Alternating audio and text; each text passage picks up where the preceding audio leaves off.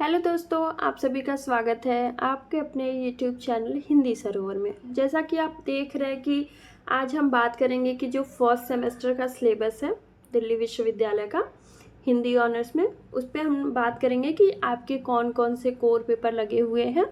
जिन बच्चों को नहीं पता है कि आखिर जो ऑनर्स के कोर्स होते हैं अगर उनको हिंदी मिला हुआ है तो उसमें क्या पढ़ाया जाता है, इस पर हम चर्चा करेंगे।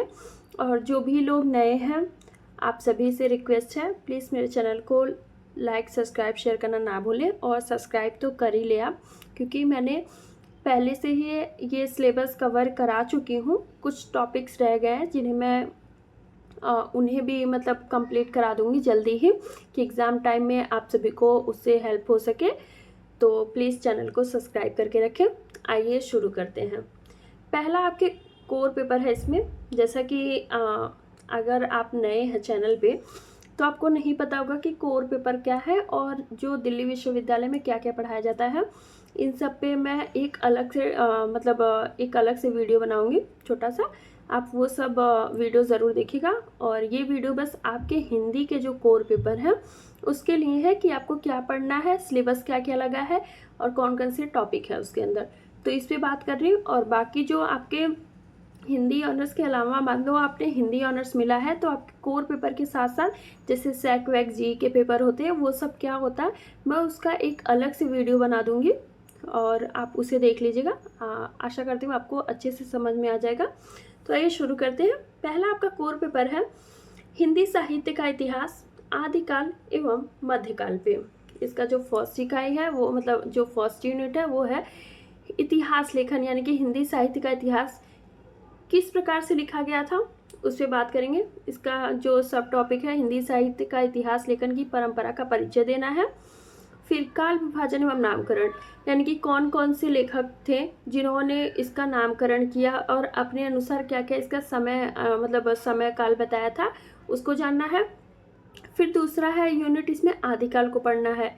आपको आदिकाल का परिवेश जैसे राजनीतिक, सामाजिक, सांस्कृतिक परिवेश और साहित्यिक पृष्ठभूमि को जानना है। इसी में है साहित्यिक धाराएं, सिद्ध साहित्य, नाथ साहित्य, जैन साहित्य, रासो काव्य और लौकिक साहित्य, इन लोगों को भी आपको पढ़ना है।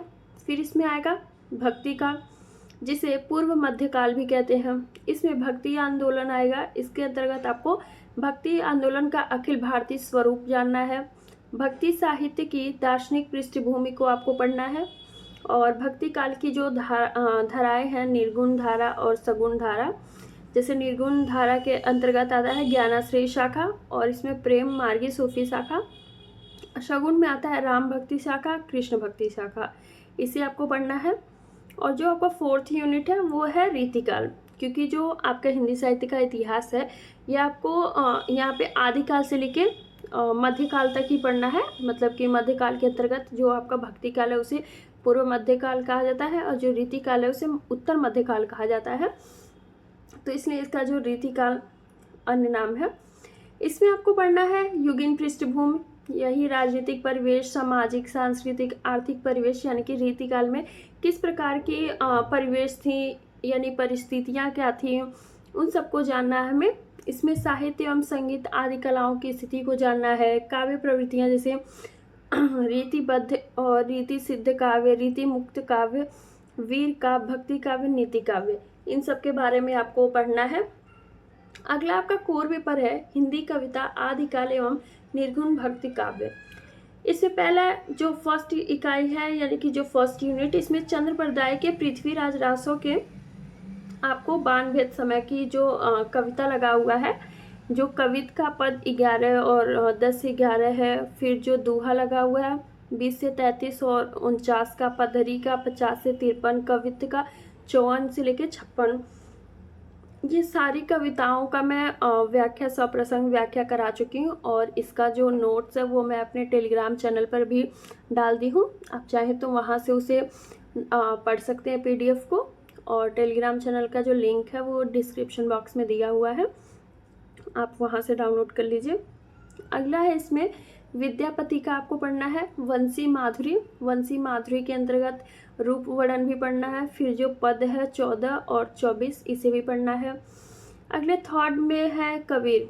कबीर ग्रंथावली का साखी पढ़ना है, जिसमें गुरुदेव को अंग पद संख्या 1 से 16 तक है। विरह को अंग पद 1 से लेके 8 और 21, 22, 23, 44, 45 ऐसे, क्योंकि ये बहुत बड़ा है, जिसमें कुछ कुछ पद उठाए गए हैं जो आपके सिलेबस में लगा हुआ है। और यहाँ पे 378 और 400 पढ़ना है।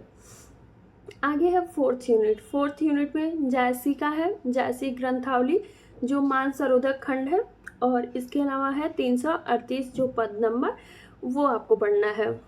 फिर आपके जो तीसरा कोर पेपर है हिंदी कहानी, इसके अंतर्गत पढ़ना है जो फर्स्ट यूनिट है। इसमें 2 लेखक हैं।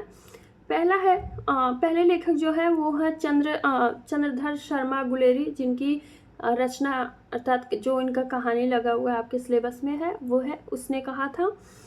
दूसरे हैं प्रेमचंद, जिनकी कहानी है पंच परमेश्वर, आपको पढ़ना है। सेकेंड यूनिट में है फणीश्वरनाथ रेणु, जिनकी कहानी तीसरी कसम है, आपको पढ़ना है। अगले लेखक है विश्व साहनी, चीफ की दावत, इनकी कहानी आपको पढ़ना है। और थर्ड यूनिट में मोहन राकेश की कहानी है वारिस, उसे आपको पढ़ना है। उषा प्रियमवदा का वापसी, ये कहानी पढ़ना है।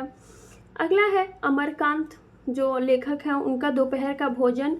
और लास्ट है ओम प्रकाश वाल्मीकि की घुसपैठिए। ये रहा आपका सिलेबस। इतना आपके जो कोर पेपर का है।